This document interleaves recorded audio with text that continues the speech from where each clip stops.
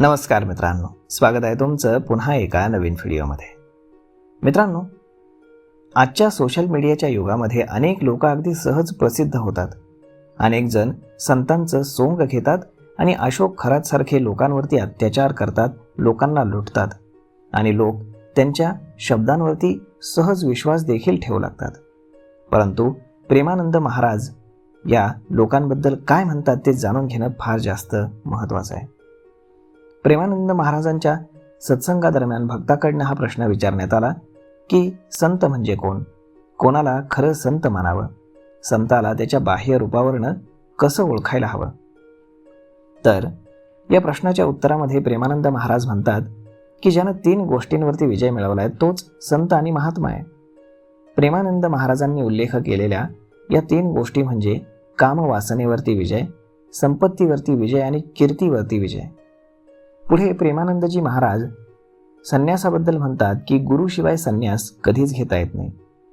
पुढे प्रेमानंद महाराज सांगतात की संन्यास केवळ गुरुच्या संरक्षणाखालीच प्राप्त होतो. जे केवळ मुखवटे घालतात त्यांना संन्यास कधीच प्राप्त होत नाही. त्यांच्यामध्ये थोडा निष्काळजीपणा आणि भित्रेपणा येतो. असे लोक केवळ दिखावा करतात. पैशांबद्दल बोलताना प्रेमानंद महाराज म्हणाले की आजकाल सत्संगालाही सर्वत्र पैशांचीच चर्चा असते आणि जो माणूस या पैशानं भौतिक वस्तूंचा उपभोग घेतो तो ज्ञानी असू शकत नाही. तुम्ही संतांना त्यांच्या कपड्यांवरनं आणि केसांवरनं ओळखू शकता. प्रेमानंद महाराजांच्या मते खऱ्या संतांना ओळखण्याच्या आणखी शैली आहेत. तुम्ही खऱ्या संतांना त्यांच्या केसांवरनं आणि कपड्यांवरनं अगदी सहज ओळखू शकता. प्रेमानंद महाराजांच्या मते खऱ्या साधू संतांना एकतर पूर्ण केस असतात किंवा त्यांचं डोकं पूर्ण मुंडन केलेलं असतं.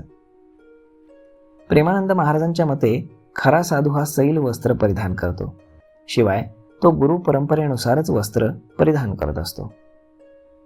तर मग मित्रांनो, अशा पद्धतीनं खरातसारख्या भोंदूबाबांना कसं ओळखायचं आणि खरे संत कसे ओळखायचे हेच आपल्याला प्रेमानंद महाराजांनी सांगितलेलं आहे. तर मग हा व्हिडिओ, ही माहिती तुम्हाला कशी वाटली हे तुम्ही आम्हाला कमेंट करून नक्कीच सांगा.